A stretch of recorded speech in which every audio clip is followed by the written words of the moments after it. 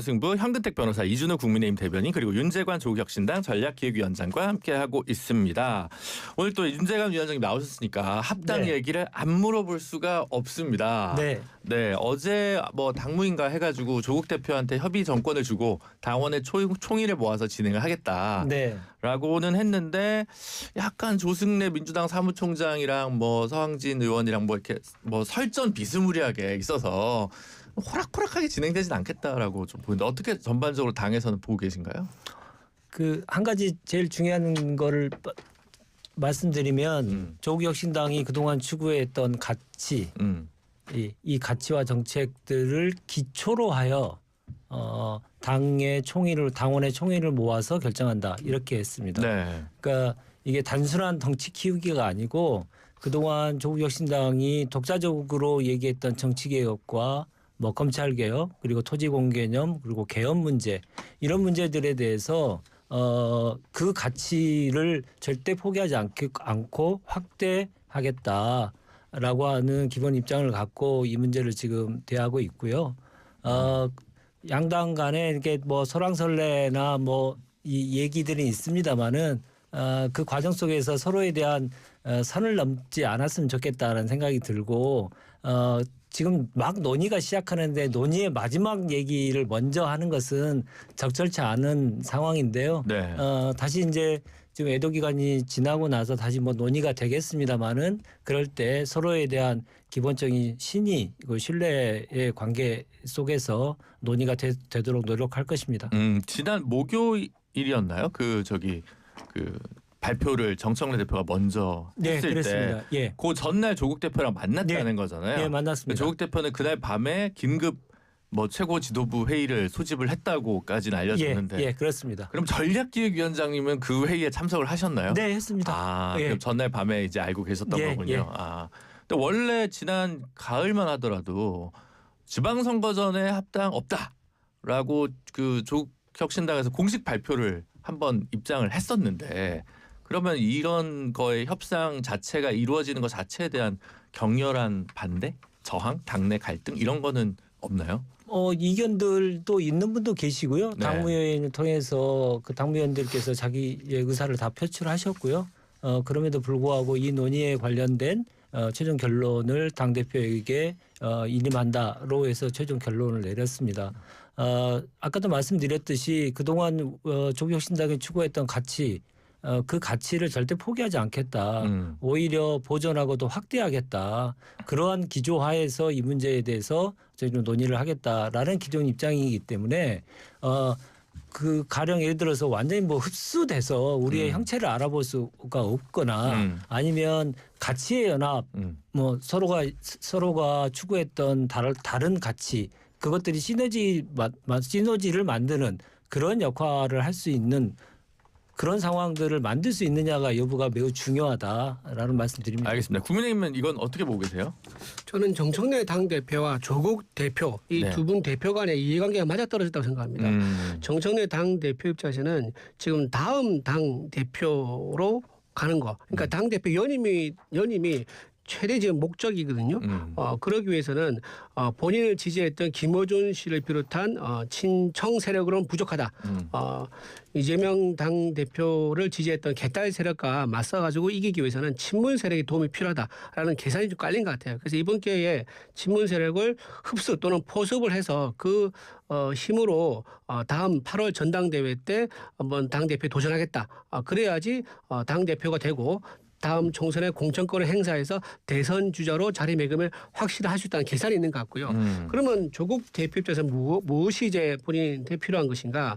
조국 대표 지금 원외에 있지 않습니까? 원외에 있으면 이게 되게 한계가 많습니다. 뭐 국회에 계신 분 다 아시겠지만 원내에 들어와야지 안정적으로 지도력을 발휘할 수 있거든요. 그래서 원내에 들어오기 위해서는 조국혁신당 그 타이틀로 나가서 이제 보궐선거에 나간다 그러면 조금 희망이 좀 가능성이 낮죠. 그래서 더 덩치가 큰 의석수가 많고 집권 여당인 그런 당 이름으로 만약에 보궐선거에 나간다 그러면 원내에 들어올 가능성이 높아지는 거죠. 네. 그래서 조국 대표는 이번 기회에 합당을 해서 민주당 이름으로 그러니까 이름이 어떻게 바뀔지 모르지만 네. 민주당 이름으로 소속으로 해서 보궐선거에 나와서 원내에 진입하는 거 그 목적이 아니었을까 싶은 생각이 들어서 이해관계가 두 분이 맞아떨어졌기 때문에 당원들에게 묻지 않고 두 분이서 결정하는 그런 일이 일어난 게 아닌가 싶습니다. 민주당이 잘 될 때 말고 절박할 때 합당한 적도 많은 것 같은데 그렇죠.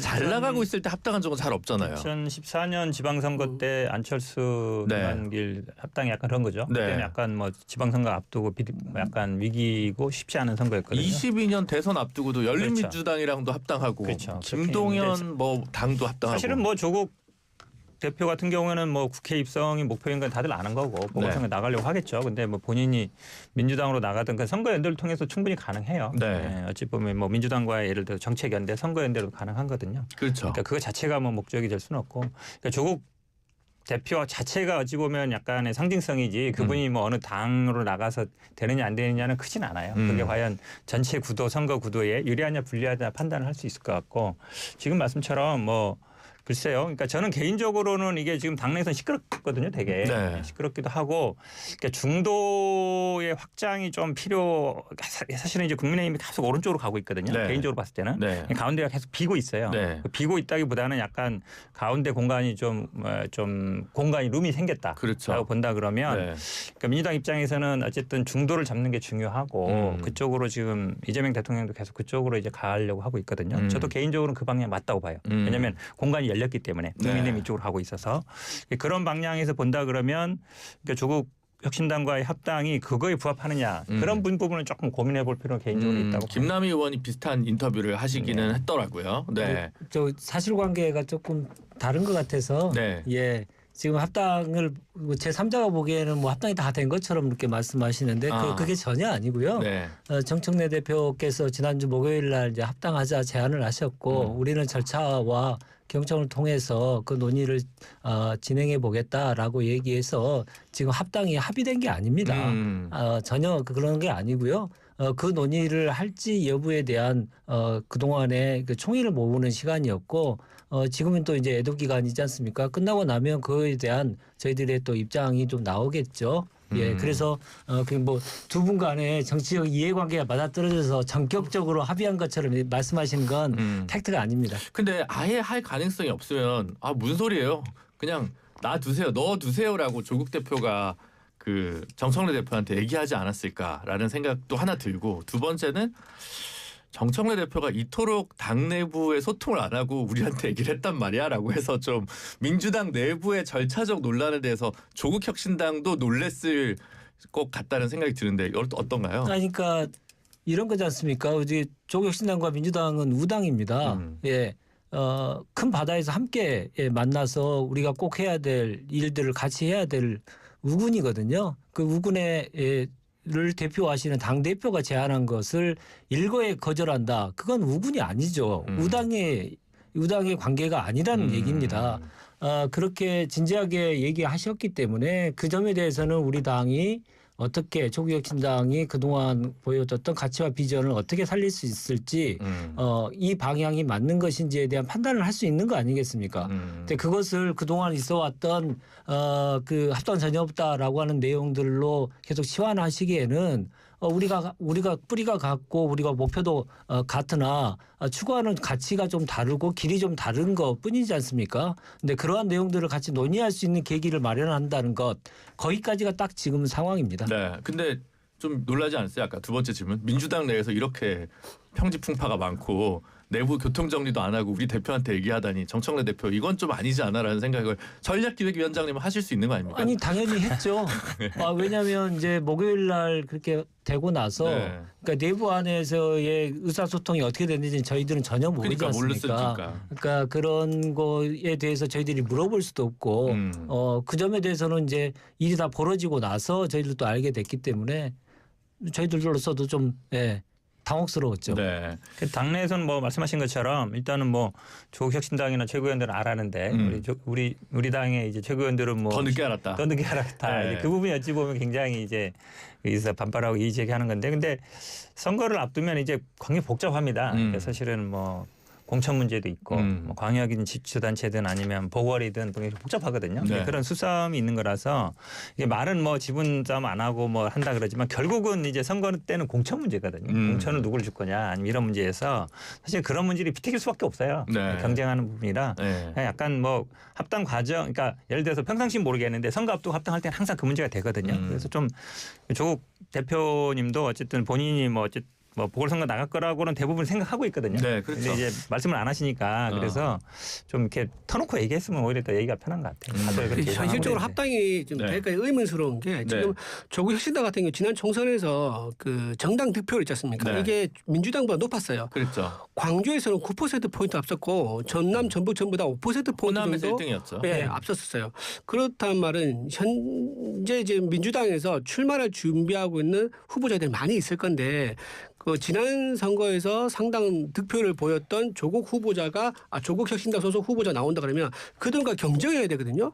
그럼 자기는 비용과 시간을 들여서 지금 표밭을 다지고 있는데 그런 새로운 외부 변수가 생긴 것을 환영할까라는 문제가 또 들고요.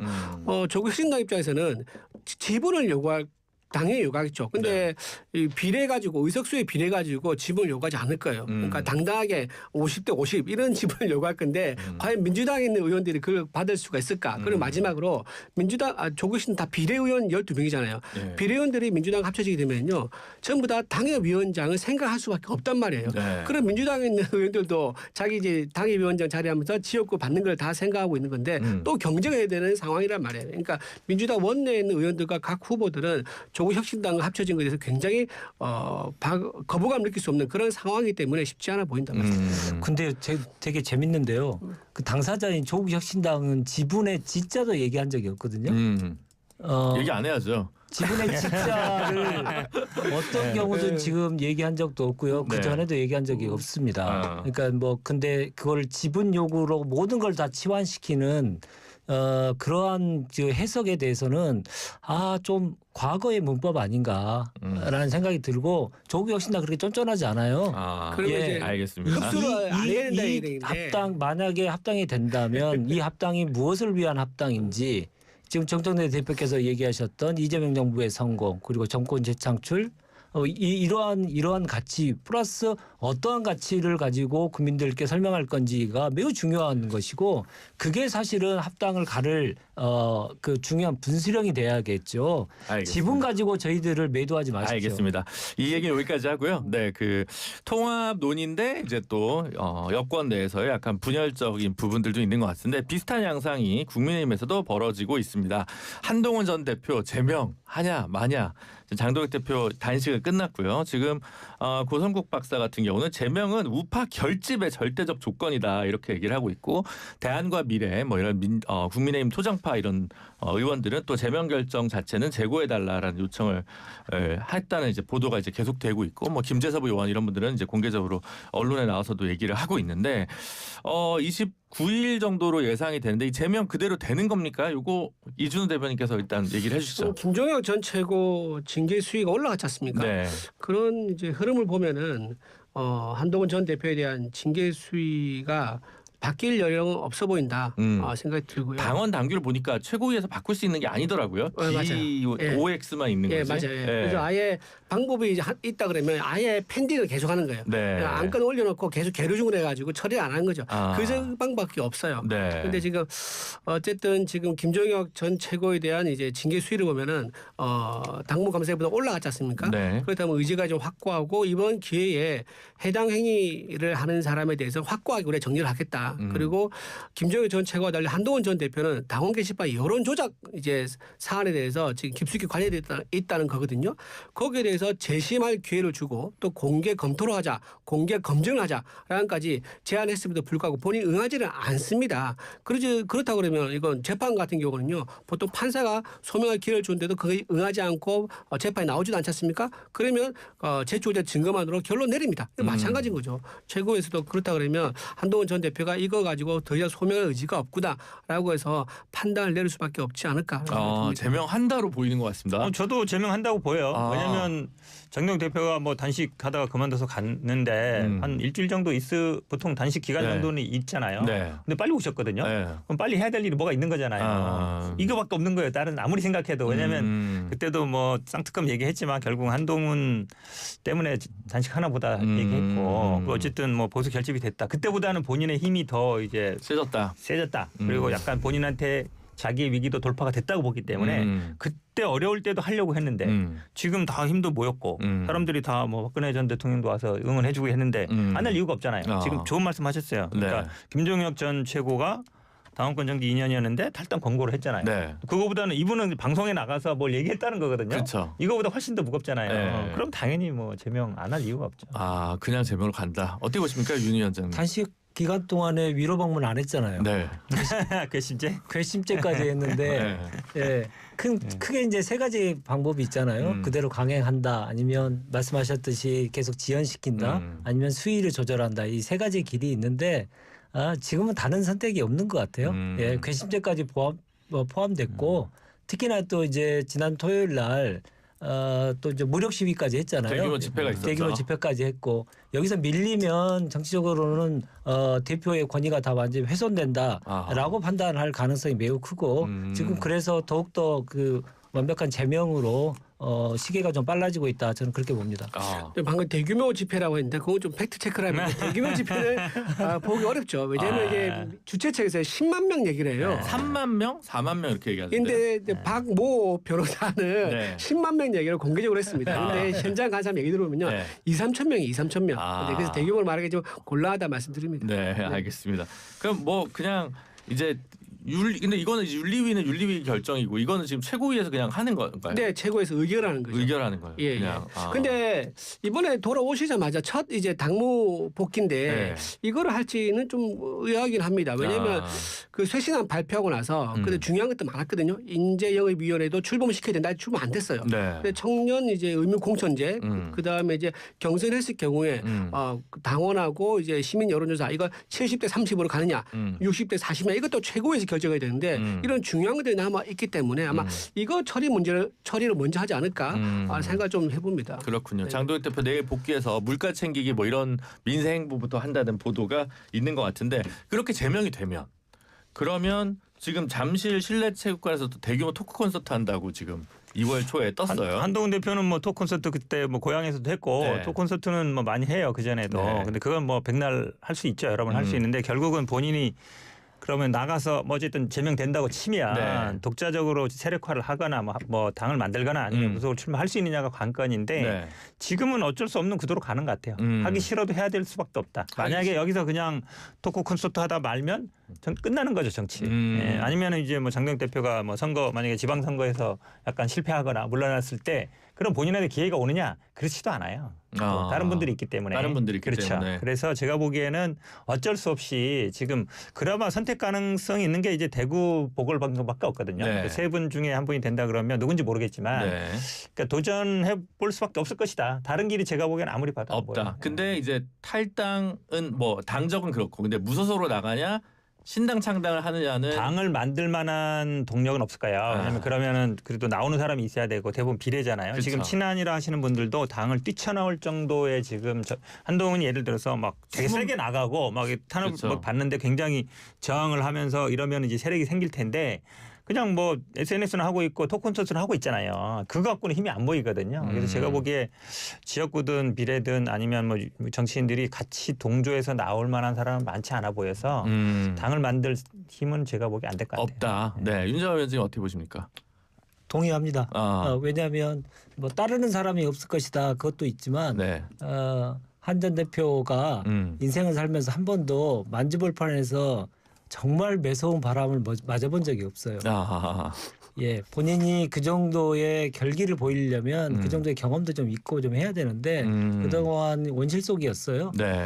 지금 상황에서 나가서 창당을 한들 지방선거에서 성과를 보이기가 상당히 쉽지 않거든요. 그쵸. 그래서 본인이 일단 이 입성, 국회 입성을 노리는 무소속 출마가 더욱더 가능성이 높지 않을까 그렇게 생각합니다. 어차피 지금 전국적인 의미에서 지방선거 대응하기는 어려우니까. 네.